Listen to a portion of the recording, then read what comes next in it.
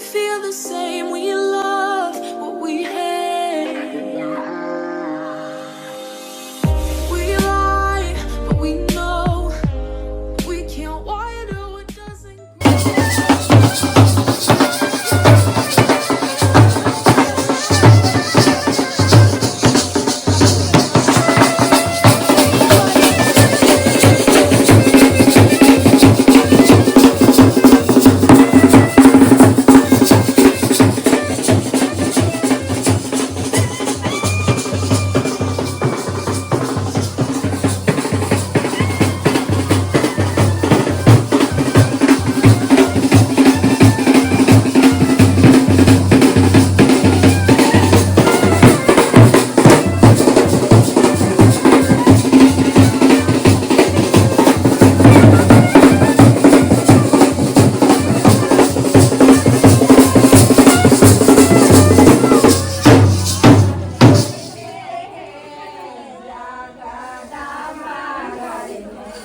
Hello everyone, welcome back to our channel Neha Navneet. कैसे हैं आप सभी? उम्मीद करती हूँ आप सभी अच्छे होंगे, स्वस्थ होंगे, सुरक्षित होंगे और आप लोग की ढेर सारी ब्लेसिंग्स की वजह से हम लोग भी बहुत अच्छे हैं। तो अभी जो है आज शादी का दिन है और शादी के दिन सुबह से ही हमारे लोग के घर में ताबड़तोड़ रस्में स्टार्ट हो जाती है। तो अभी सुबह के बज रहे थे 8 और हम सब लोग आए हैं गांव का देवता पुजाने। मतलब ये है कि आज शादी का दिन है तो सबसे पहले गांव के जो देवता होते हैं उनकी आराधना पूजा करनी पड़ती है। उसके बाद आम बहू बिहाना पड़ता है, मतलब आम की गाछी के साथ लड़कियों की शादी होती है, जिनकी शादी हो रही है उनकी ये रस्में हैं। उसके बाद गांव के जो और प्रमुख देवता हैं उनकी पूजा करनी पड़ती है।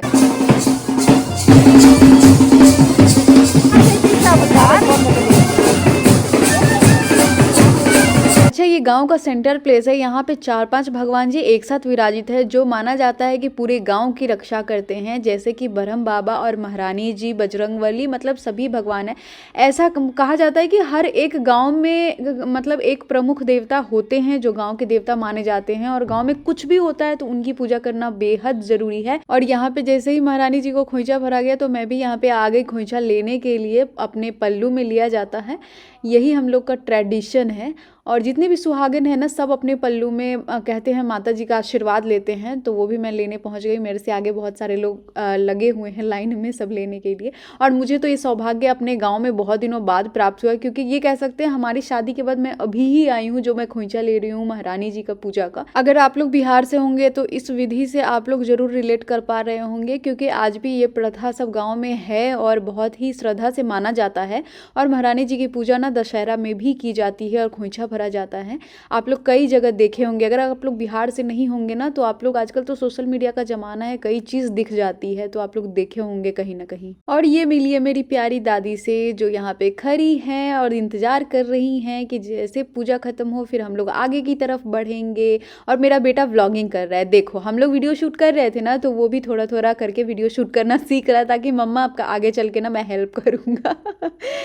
अच्छा दोस्तों, जानते हैं यहाँ से हमारी बहुत सारी यादें जुड़ी हुई हैं। जैसे हम लोग स्कूल टाइम में पढ़ते थे ना तो यहाँ पे आते थे खेलने के लिए और कई बार तो इतना लेट घर जाते थे कि मार भी खाते थे। ये सब देख के और पुरानी यादों को सोच के मन काफी भावुक हो रहा था कि समय कितना जल्दी बीत जाता है, ये किसी के बस में नहीं है।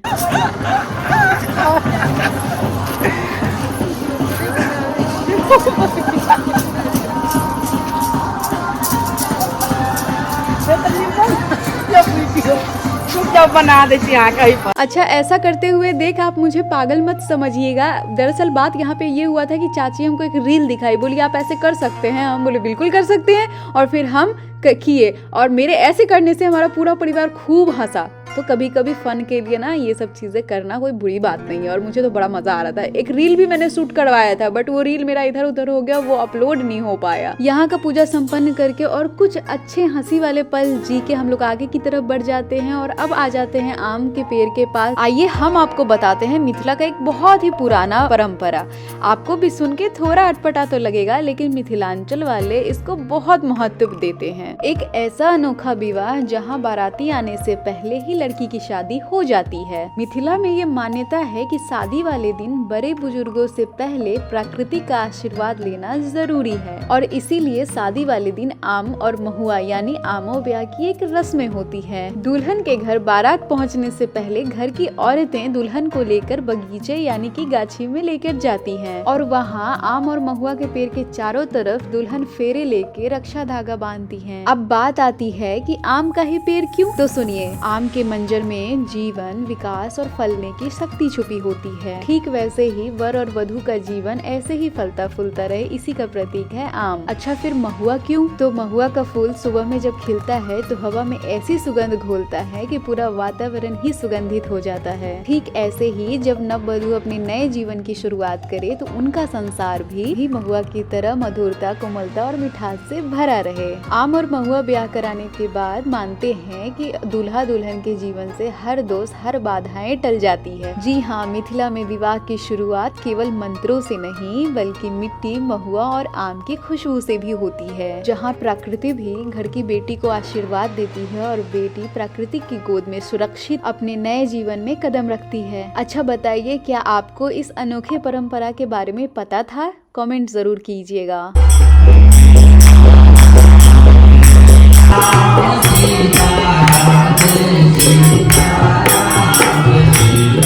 आम बहू ब्याहने के बाद हम लोग आ गए थे अपने गांव के राम जानकी मंदिर में और वहां भी आशीर्वाद लेने के बाद अब हम लोग जा रहे हैं भोलेनाथ के मंदिर में। इस तरीके से गांव में जितने भी मंदिर स्थापित थे सब जगह जाके पूजा किया, आशीर्वाद लिया। तो सबसे पहले सुबह उठ के ये सब किया, फिर रात के जयमाले की तैयारी शुरू हुई। मतलब ऐसा नहीं है, पर आप लोग बट कोई बात नहीं, सामने वाली की प्राइवेसी नहीं होनी चाहिए। प्राइवेसी नाम का कुछ चीज नहीं है। बाकी नहीं, बहुत सारे लोग होते हैं जो फेस को भी प्राइवेसी मानते हैं कि हमारा फेस वीडियो में नहीं आना चाहिए, तो इट्स ओके प्राइवेसी। भाई साहब, इतने में मैं मेकअप नहीं करवा पाऊंगी। मुझे शांति चाहिए मेकअप के लिए। सच में मेरे से नहीं हो सकता। बढ़िया सा वॉल्यूमाइज कर देना आप बाल को, ठीक है? क्योंकि उतना डेंसिटी है नहीं आने में। हाँ, मेरे बाल में भी नहीं है डेंसिटी। ये पर्स थोड़ा सा इधर है।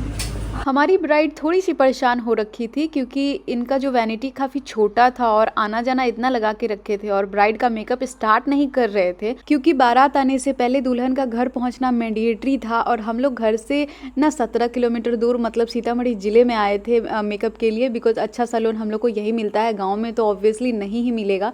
और शादी का मेकअप ना बहुत ही ज़्यादा मतलब कह सकते हैं कि गले पर लटकता हुआ तलवार के जैसा ही होता है। मैं फील कर चुकी हूँ तो मैं काफ़ी रिलेट कर पा रही थी अपने ब्राइड से। और हम लोग में जो लड़कियों की शादी होती है ना तो उसमें ना काफ़ी फास्ट कराया जाता है, तो शादी के दिन भी दुल्हन फास्टिंग में ही होती है और शादी में जितना भी तरह का पकवान बन जाए दुल्हन को एक भी चीज़ नहीं उसमें से दिया जाता है खाने के लिए। ये हम लोग का अपना प्रथा है जो कि आज तक चलते आ रहा है।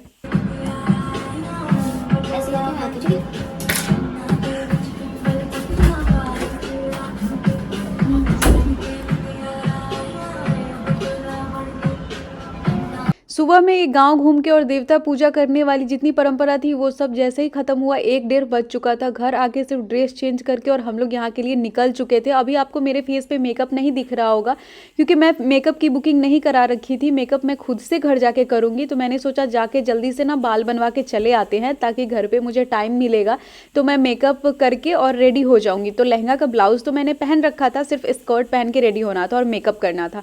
तो मैंने इनको बोला जल्दी जल्दी मेरा बाल बनवा दो और ब्राइड के मेकअप में ना थोड़ा भी लेट मत करो।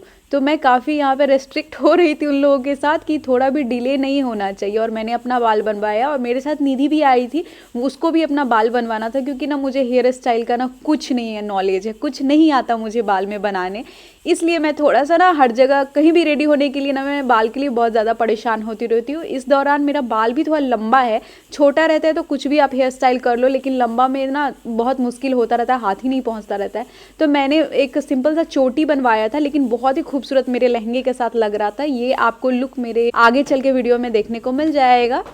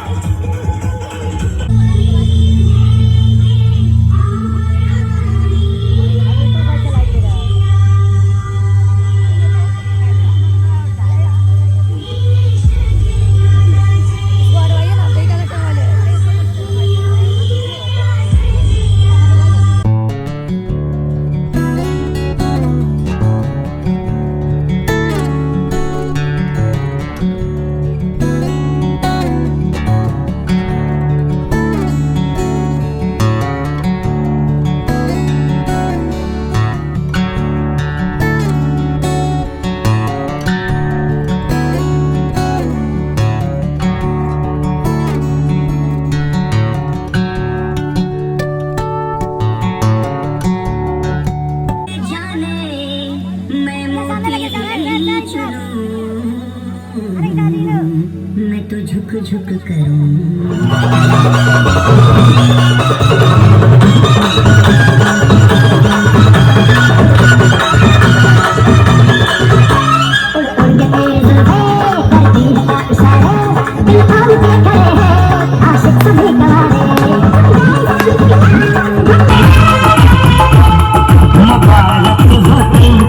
ये शादी तुम्हारी,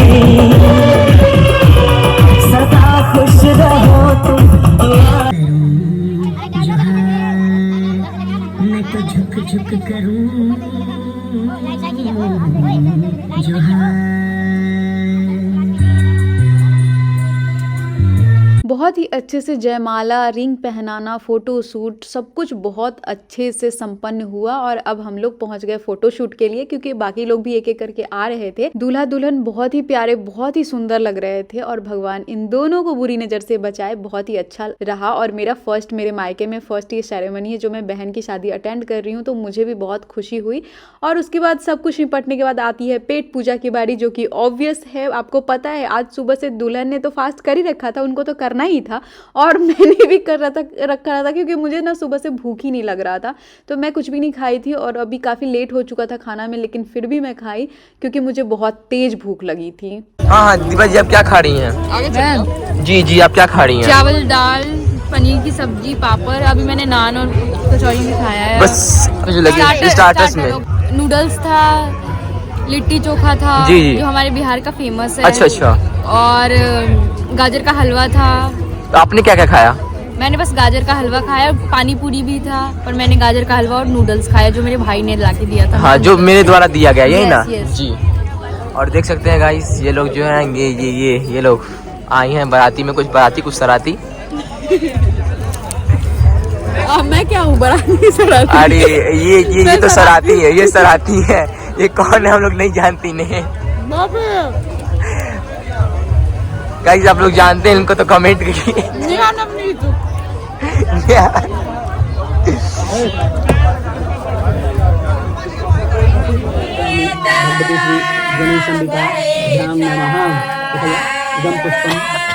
जयमाल होने के बाद दूल्हे को घर ले आया गया था और परिछौन करने के बाद मरवा पे बिठाया गया था, क्योंकि अब जो होगा वो पारंपरिक तरीके से शादी कराई जाएगी, जिसमें सबसे पहले कन्या चिन्होनी होगा और उसके बाद होगा कन्यादान। उसके बाद शादी की आगे की विधि शुरू हो जाएगी। और यहाँ पे मैंने भी अपना लहंगा चेंज करके साड़ी डाल लिया था, क्योंकि पूरी रात की शादी साड़ी में ही देखना है मुझे।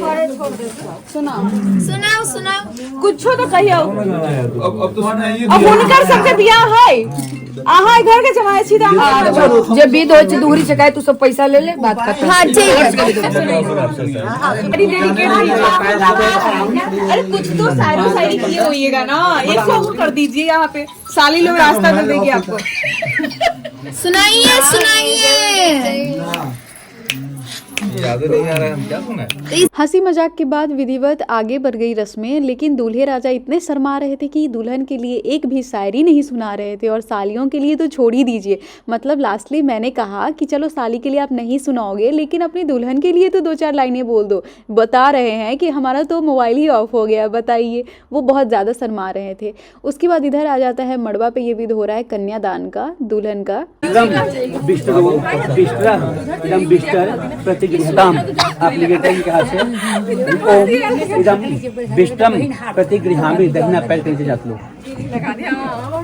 अब आ जाती है बारी शादी की महत्वपूर्ण रस्मों की, जिसमें है लावा छिड़ियाना और दुल्हन का मांग भरना। तो वो चीज़ होता है हम लोगों को बेदी के पास मरवा के बगल में उतर के, और वहाँ पे बेदी बना होता है जो मटकोर में माटी आता है ना, उसी से। बेदी पर ना हाथ धर।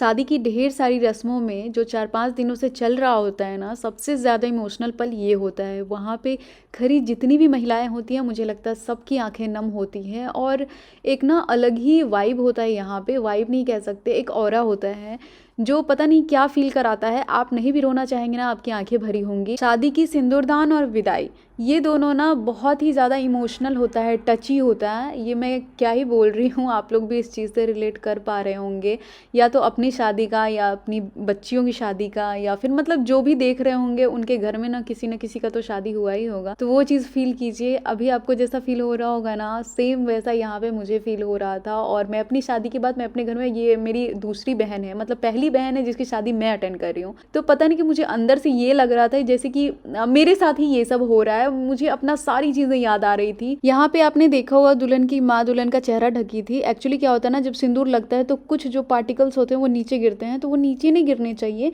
इसीलिए जो दुल्हन की माँ होती है अपने आंचल में लोक लेती हैं, और ये रस्म सिर्फ और सिर्फ दुल्हन की माँ ही निभा सकती है, क्योंकि एक माँ से ज्यादा एक अपने बच्चे का अच्छा ही कौन सोच सकता है। शायद इसलिए भी मुझे इसके बारे में ज्यादा पता नहीं है, इसलिए मैं ज्यादा डिटेल में नहीं जा रही हूँ।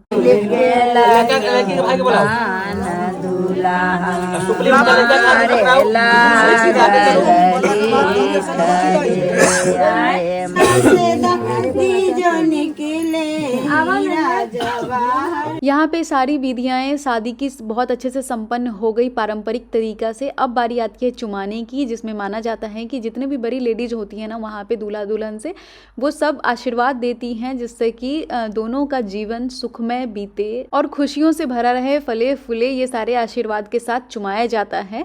तो मैं भी अब बड़ी हो चुकी हूँ ना मैं तो मैं भी चली गई चुमाने के लिए। सब लोग बोला कि जाओ, मेरा फर्स्ट एक्सपीरियंस था। I am so excited. मैं तो ये पता नहीं इस वीडियो में कितनी बार ही बोल दी, क्योंकि मैं अपने नए एक्सपीरियंस के साथ सच में बहुत ज्यादा खुश थी।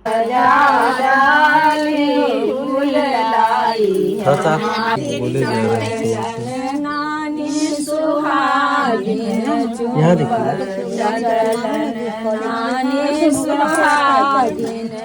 अब ऐसे पल आते हैं जिसका किसी को भी इंतजार नहीं होता है। जो लड़की पक्ष होते हैं ना, उनमें से किसी से भी पूछ लीजिए, ये पल कोई फेस नहीं करना चाहता है। लेकिन अब क्योंकि ये परंपरा है तो निभाना तो पड़ेगा ही। वही चीज़ है। तो विदाई हो रही है और विदाई होने के बाद आंगन में सब लोग ऐसे बैठे हुए थे जैसे किसी के पास कोई काम ही नहीं है। एकदम घर वीरान हो गया। मतलब दुल्हन जाने के बाद ऐसा लगता है घर का रौनक ही चला गया है। तो सब लोग ऐसे ही बैठ के टाइम पास कर रहे थे। किसी को समझ ही नहीं आया था क्या करूँ क्या करूँ। और रात भर शादी हुआ था तो सब लोग जगे हुए थे। और यहाँ पे मैं अपनी चाची से बात कर रही हूँ। कैसे भी करके मुझे सीतामढ़ी जाना था, क्योंकि ना मुझे कुछ काम था और आज कोई जाने वाला था नहीं, तो मैं उनको पटिया रही हूँ। और मैं ना कल रात को सिर्फ लहंगा चेंज की थी, क्योंकि मेकअप वेकअप चेंज करने का उतना टाइम नहीं था। जब तक मैं लहंगा चेंज कर थी तब तक तो लड़का का परिछावन भी हो गया था। वो तो मैंने मिस ही कर दिया। ना ही वीडियो बना पाई, और मतलब वीडियो में शूट कर पाई, और ना ही मैं वो देख पाई, अटेंड कर पाई। जैसे मैं आई तब तक लड़के का परिछावन होके वो कुर्सी पे बैठ चुके थे। और यहाँ देख सकते हैं सभी बड़े भी यहाँ पे बैठे हुए हैं। किसी को कुछ समझ नहीं आ रहा क्या करें। फिर हम लोग ना सोच रहे थे, अब बाबू सोया हुआ था अभी, आप इसलिए वीडियो में उसको देख नहीं रहे हैं। और मेरा साड़ी कैसा लग रहा है बताइएगा। ये वो साड़ी है ना जिसपे मेरा सिंदूर पड़ा था। अगर आप लोग कोई फोटो देखे होंगे ना तो आप लोग को शायद थोड़ा बहुत याद होगा, या नहीं याद होगा तो पता नहीं। बट ये मेरा ना सिंदूरदानी साड़ी है, इसी पे मेरा सिंदूर पड़ा था और ससुराल साइड से आया था। तो मुझे ना बहुत पसंद था। ये मैंने अपनी शादी के बाद ना तीसरी बार पहना है। दूसरी बार पहना था कहीं तो मैं जा रही थी शादी के 4-5 दिन बाद, तो फिर मैंने पहनी थी। और ये कान्हा जी हैं, लड्डू गोपाल जी। आप लोग भी दर्शन कीजिए और राधे राधे कीजिए। और आज का वीडियो मैं यहीं पे ख़त्म करती हूँ। मिलती है आप लोगों से नेक्स्ट वीडियो में अच्छे व्लॉग के साथ। और अगर आपको वीडियो पसंद आई हो तो please do like share and subscribe my channel. Bye bye, take care.